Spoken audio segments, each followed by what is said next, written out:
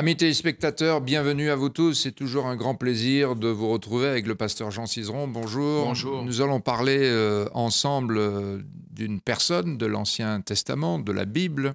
Cette personne, elle a eu un passé assez douloureux et puis aussi une expérience très particulière et puis un avenir serein, voire glorieux.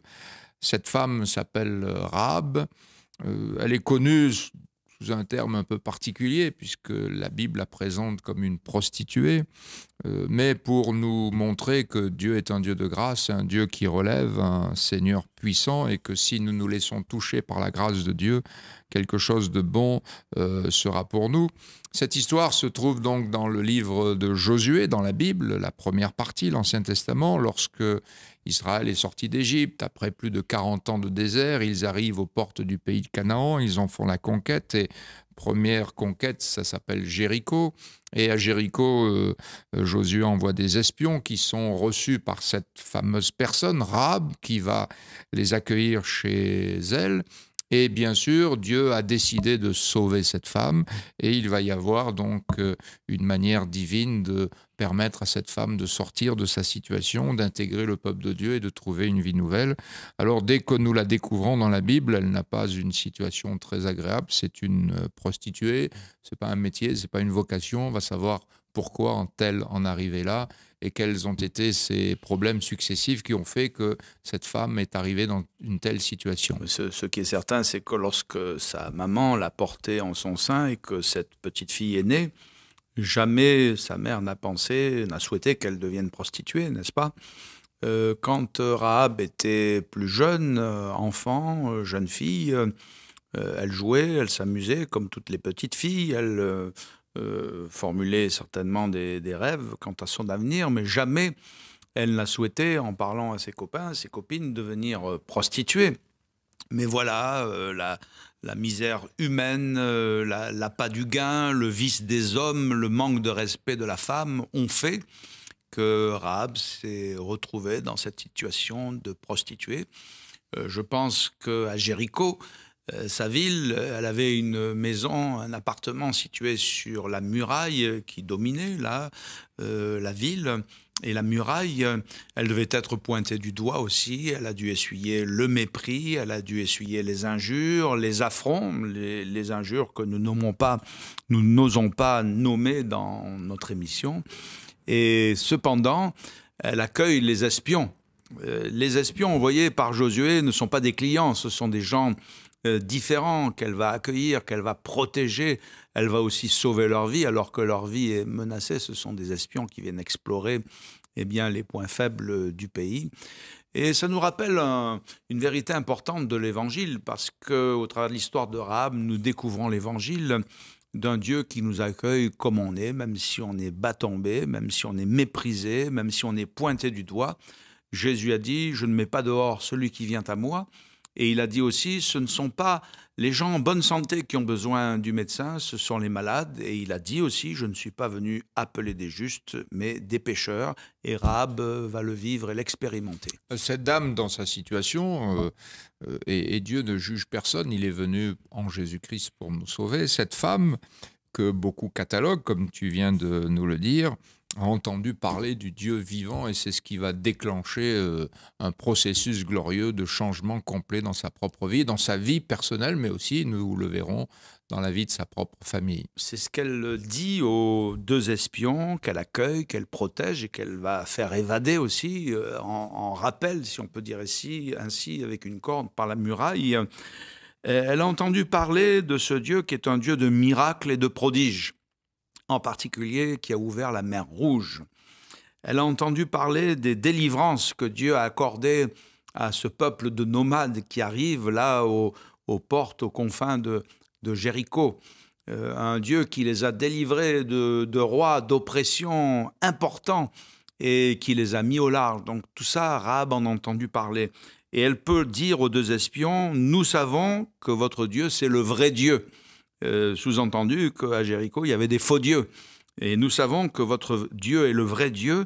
Il est le vrai Dieu en haut dans les cieux et il est le vrai Dieu en bas sur la terre. Alors ce qu'on peut dire, c'est que malgré sa vie un peu de bas tombé, elle avait quand même une intelligence assez ouverte, puisqu'elle avait su comparer entre ce qui est vrai et ce qui est faux. Et malgré sa situation, elle avait appris que Dieu, le Dieu d'Israël, était le vrai Dieu. Et c'est l'une des raisons pour laquelle nous annonçons l'Évangile, parce que l'Évangile met en relief le vrai Dieu. L'Évangile nous parle d'un Dieu de miracles, de prodiges, qui ouvre les yeux des aveugles, qui ressuscite les morts, qui fait du bien à celles et ceux qui s'approchent de lui. Et l'Évangile nous parle d'un Dieu de délivrance qui secourt ceux qui sont dans la détresse en leur tendant la main et en leur permettant de vivre la vraie liberté. Il est écrit que l'Évangile, c'est une puissance de Dieu pour le salut de toute personne qui croit, et c'est pour cela que nous l'annonçons. C'est aussi une recommandation à tout chrétien, tous ceux qui ont expérimenté la grâce de Dieu, de parler autour d'eux de ce que Jésus a fait dans leur propre vie. La preuve, c'est que cette femme, d'où lui venaient toutes ces informations, c'est que les gens les lui avaient rapportées. Oui, la foi, quelque part, elle vient de ce qu'on entend, de la parole de Dieu, de la parole de Christ. Et en effet, tout ce qu'elle a vu, tout ce qu'elle a entendu concernant ce vrai Dieu dont elle rend témoignage, ça a suscité une émotion, plus qu'une émotion, une assurance dans son cœur que l'Évangile appelle la foi. On peut dire aussi, et peut-être des chrétiens nous regardent, ceux qui ont déjà vécu des grâces, s'ils se taisent, ça peut empêcher d'autres de trouver Jésus. Oui, parce que la Bible dit comment croiront-ils s'il n'y a personne qui parle? Et c'est l'une des raisons pour laquelle nous annonçons cet évangile, pour que un plus grand nombre puisse se tourner vers Jésus et ainsi être béni. Et non seulement nous l'annonçons, mais Jésus nous a quand même dit qu'il fallait l'annoncer. C'est un ordre. Souvent, à ceux que Jésus a guéris, il leur a dit « Allez, racontez ce que j'ai fait ». Donc un chrétien qui a vécu une grâce de Dieu et qui se tait n'est pas en adéquation avec la volonté de Dieu. La lumière, a dit Jésus, il ne faut pas la mettre dans le placard, mais il faut la mettre au milieu de la pièce pour qu'elle éclaire et qu'elle resplendisse. Il en est ainsi un peu du témoignage. Ah, donc en revenant à cette femme que la Bible présente comme la prostituée, tout le monde l'appelait ainsi, elle était donc cataloguée, remarquée et puis pointée du doigt. Cette femme, on sent bien que sa situation ne lui plaît pas, elle a envie de sortir de là et elle recherche une assurance vie. Oui, une véritable assurance vie, parce qu'elle sait que la ville sera détruite, et elle le sera.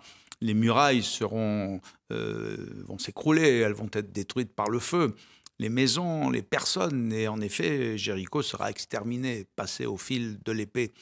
Et face à ce drame, à ce malheur qui va s'abattre sur elle aussi, sur sa famille, elle a besoin d'une assurance vie. Et alors, en aidant les espions à s'évader, en rappel par la muraille, elle va leur dire « Donnez-moi l'assurance que vous me laisserez vivre ». Et les deux espions vont lui dire « Voilà, nous allons faire un pacte ensemble, tu accrocheras à ta fenêtre ce petit fil de cordon cramoisi, et comme ça, quand nous pénétrerons dans la ville pour nous en emparer, eh bien, nous verrons le cordon de fil cramoisi, et nous te laisserons la vie, ainsi qu'à toutes celles et ceux qui te sont chers, qui sont dans ta maison. » Et alors, elle ne perd pas de temps, hein, elle n'attend pas quelques jours, aussitôt, elle fait ce que ses envoyés, on peut dire comme ça, ses envoyés, on peut dire ses évangélistes, hein, ces chrétiens, si on parle avec un langage d'aujourd'hui, quoi que ce soit des Israélites de l'armée de Josué, cette femme, tout d'un coup, elle met sa foi en action, elle dynamise sa foi et elle fait ce que ces gens ont dit de faire. Elle applique à la lettre la parole de Dieu. En effet, sa foi est active, sa foi est dynamique, et elle va obtenir cette assurance vie, car l'Évangile en Jésus accorde une véritable assurance. C'est l'assurance de la vie éternelle. Et toutes les assurances que nous avons sont pour nos maisons, nos voitures, nos chiens, nos chats, etc. Mais aucune d'entre elles ne nous assure pour la vie éternelle. Et l'Évangile donne cette assurance de la vie éternelle par le pardon des péchés, par la mort que Jésus a subie sur la croix. Et il a donné son Fils unique afin que quiconque croit en lui ne périsse point, mais qu'il ait la vie éternelle. Et puis il est écrit que le salaire du péché, c'est la mort, mais le don gratuit de Dieu, c'est la vie éternelle en Jésus-Christ notre Seigneur.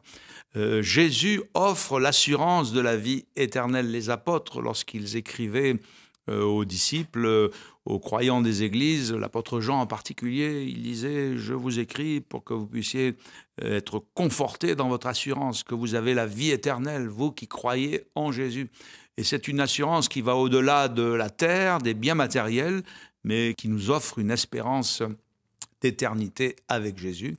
Et puis, disons que ce cordon de cramoisi, le cramoisi, c'est l'image du sang qui jaillit de la blessure, nous fait penser, ce cordon de cramoisi est une faible image de ce que Jésus a accompli pour nous sur la croix.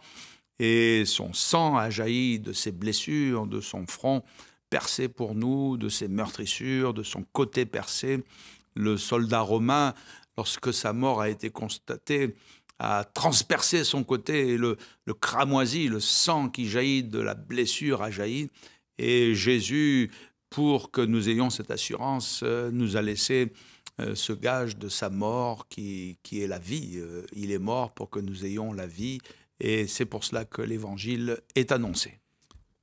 Lorsque nous continuons l'histoire de cette femme, ce qui est particulier, c'est que dans ce livre de Josué, nous découvrons cette personne, mais longtemps après, dans un livre qui n'est plus celui de l'Ancien Testament, mais du Nouveau Testament, dans le premier chapitre du premier livre du Nouveau Testament, qui est l'Évangile raconté selon Matthieu, dans cette généalogie un petit peu difficile à lire, les gens y butent parce que tout d'un coup c'est un catalogue de noms. Oui, il y a des noms auxquels on n'est pas habitué. Voilà, c'est un catalogue de noms.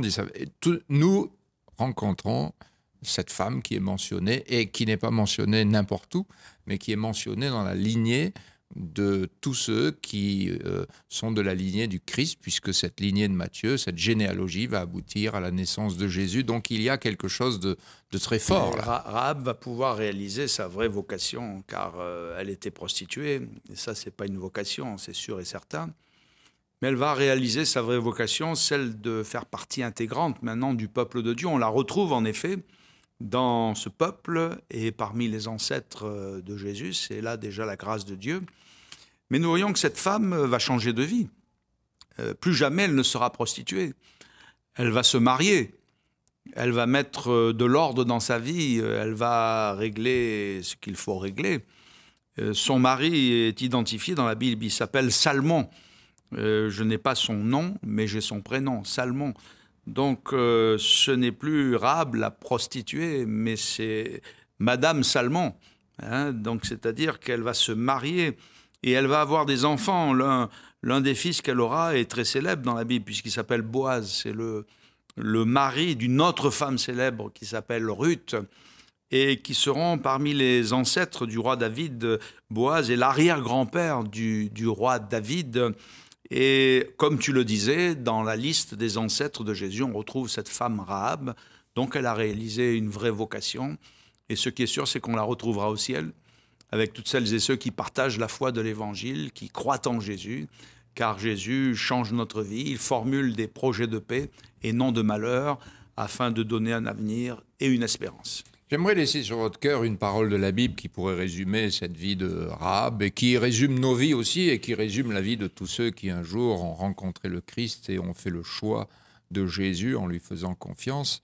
Cette parole, elle se trouve dans la lettre de Paul aux Corinthiens, chapitre 6, verset 17, où l'apôtre Paul dit « Celui qui est en Christ, celui qui croit au Seigneur Jésus, est une nouvelle créature. Les choses anciennes sont passées. Voici, toutes choses sont devenues nouvelles. » Cette promesse, cette vérité, cette certitude, elle est pour vous. Vous dites, mais vous pouvez peut-être vous poser la question, mais qui peut me donner la possibilité de recommencer ma vie ?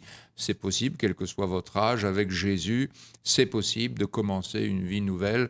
Nous avons l'habitude dans nos assemblées de chanter ce petit cantique qui dit « Tu peux naître de nouveau, tu peux tout recommencer, balayer ta vie passée et recommencer à zéro une vie nouvelle. » Donc que Dieu vous bénisse. Là où vous êtes, invoquez le nom du Seigneur, et dès que vous invoquez le nom du Seigneur, vous êtes sauvés. Une vie nouvelle commence pour vous. Obéissez à l'Évangile, suivez Jésus, aimez-le comme il vous aime, et la grâce de Dieu sera votre partage. Merci, Pasteur Jean. Au revoir. On souhaite ensemble une bonne continuation à tous ceux qui nous ont écoutés et regardés. Que Dieu vous bénisse et à bientôt.